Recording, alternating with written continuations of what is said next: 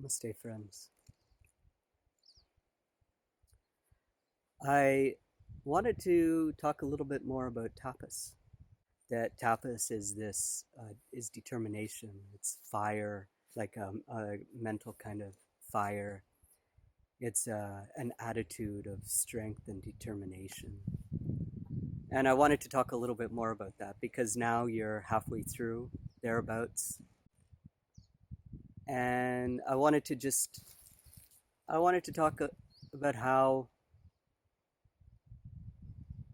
tapas works, because usually around the halfway point of a course, we start to maybe we start to get bored. The beginning, always with any kind of project, we're excited, it's fun, it's whatever. But as time goes on, then we start to get a little bit kind of should I continue this? Should I take a break here? Should I take a break there? So tapas, as we said, is a determination, is a strength, is a willpower. In the beginning, it can feel like maybe it's coming from the ego, like through ambition. Maybe some people might call it ambition, but at some level as well, it becomes different from ambition. Especially if there's a part of you that easily gets distracted, as most of us do. And the ego part of us, so the lower part of our being, like the work with the mind, is saying, oh, don't do that practice, don't do it, do something else, watch a movie, eat some chips, make some french fries, go out to see a movie with friends, do this, do that. And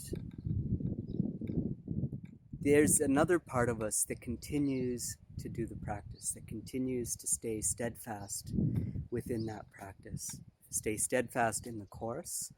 And I'm hoping that once you finish the course, that we're hoping, all of us, all of the facilitators here are hoping, that once you finish, that you'll also be able to continue, that you'll be able to have cultivated enough of the practice of yoga to cultivate this aspect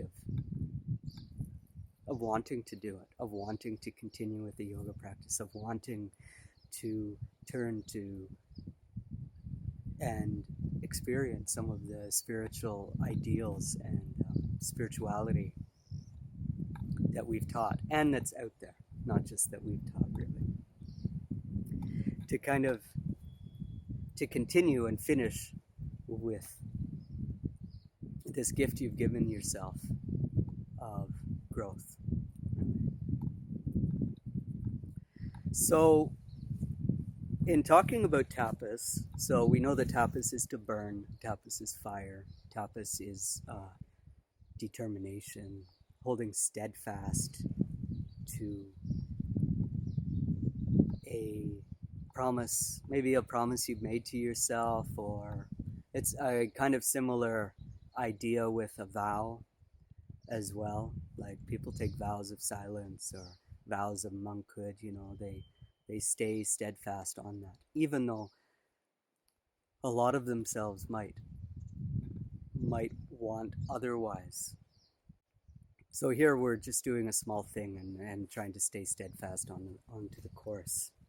But what I didn't explain last time I talked about this was that in not continuing with your tapas, in not finishing your tapas, in not moving forward with this tapas, something funny happens. And if any of you have tried to lose weight, have tried to quit smoking, maybe some of you quit drinking, quit smoking marijuana, quit this, quit that, quit sugar, quit soft drinks, whatever it is, we all have our little vices. Quit watching TV for a while, quit watching Netflix or whatever. We all have the little vices. And if any of us have tried to stop anything that we've done, but we haven't succeeded, we've probably noticed. I know that for me, when I was younger, I used to smoke. When I was a teen, and into my 20s, I smoked. And I wasn't a casual smoker, I was addicted to smoking. So I had tried multiple times to quit, but I couldn't quit. And each time I couldn't quit, each time I kind of let myself down in not quitting, my confidence levels already, which was low, got lower and lower every time I tried to quit, because I didn't feel at the time that I had enough strength, or whatever it was. I couldn't be bothered, or whatever it was, whatever reason why I gave up. And in noticing that, the yogis, later on when I came to yoga, I realized that the yogis are saying a very similar thing. Now, the yogis are saying that if you don't complete your tapas, you'll actually be, if you don't follow through with what you've said that you're going to do, you'll actually end up less confident and, okay, for lack of a better word, weaker than you were to start with. So it's really important that we follow through with what we're going to say.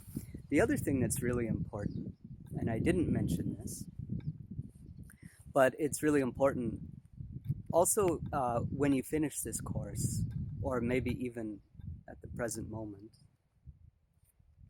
that you also take on a tapas which is readily accomplishable. So what that means is you could be really enthusiastic about a project, or really enthusiastic. You do a meditation, it's a glorious, wonderful meditation, and you think, wow, I'm gonna do this practice for 3 hours every day, and you're very enthusiastic. I'm gonna do this practice for 3 hours every day for the rest of my life. This is it. I've had it. That's it. I just love this practice. I'm gonna do it. Now, for most of us, we won't be able to follow through with this, because for one thing, most of us are householders. You know, we're in a householder path where we have a lot of distractions. You know, some of us own businesses, others have jobs, we have partners, we have parents, some people have kids, we have this, we have that. So there's so many things, so many obstacles in the way. So what yoga is saying is, rather than make these promises to ourselves, or make a tapas which is not accomplishable, we take a tapas which is accomplishable. So let's say that after this course, because this course is kind of a special thing that you're doing, and it's kind of like it's kind of can be considered to be a bit of an at-home retreat, where you're not completely in like isolation without talking or whatever, but maybe some of you are. But I think for a lot of people, it's kind of a mini retreat. So you do a certain number of hours of practice and meditation, reading and whatever at home, and then the rest of the time you kind of live your life more or less normally. Maybe you cut out a couple of things in your diet or whatever. Maybe you have a moment of silence every day while eating or something, whatever it is. But especially when you finish this course, that you make these tapases that are accomplishable. So instead of being like, oh yeah, I'm just gonna like continue because I have a year access to this course, so I'm just gonna, I learned so much, and a lot of the stuff I didn't absorb, so I'm just gonna do this every day for the rest of the year. And that might be difficult for some of you. I know it would be difficult for me, and I live at an ashram, and my life is focused around spirituality. But again, I have a lot of things to do here at the ashram. A lot of building, a lot of the accounting and finances, and did I mention building? Lots of building, plumbing, all of this stuff. So it's not really so possible. However, you can take a tapas of, say, 15 minutes a day of meditation. You take one of those recordings that you have, say the breath awareness meditation, and you do that for 15 minutes. You listen to the first 15 minutes, or you spend a whole half an hour listening to them, or it could be any of those meditations. You can choose one as to how you feel that day, and then that's your like half an hour meditation. And then slowly you start to build up from there. So it's not like you're creating these tapasas that are very difficult to try to accomplish. At the same time, I found something practical. I found that it really helps to write these things down. So the tapas that you choose to do, let's say it's 15 minutes a day of meditating, and you find that you can meditate on your own now, by the end of the course, you can meditate on your own just using breath awareness. So you choose 15 minutes, but it's really important to write these down. So you have your pen and paper, and you can even put this up on if you've created a little altar for yourself, or when you unfold or put your cushion down to meditate, and you have that little intention, or it can also be a sankalpa for the next.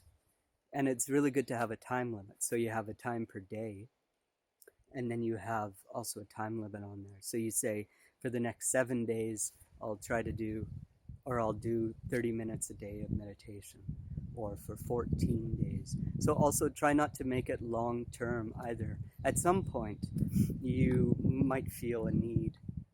You might feel that you need something more challenging for yourself. So then you can choose 4 months, 6 month tapas for yourself. But in the beginning, choose a week, 2 weeks, something that's attainable, because at the end of those 2 weeks, you might decide that you want to be doing another practice instead. Maybe you want to do some meditation practice or something. Some yoga practice or something, or some dance or something like this instead of doing the meditation. So I've described what tapas is, and of course there's a lot of examples of tapas, but I won't get so much into those.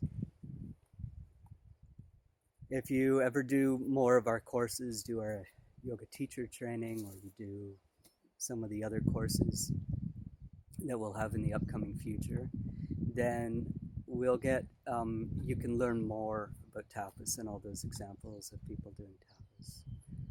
But I think that's it for now.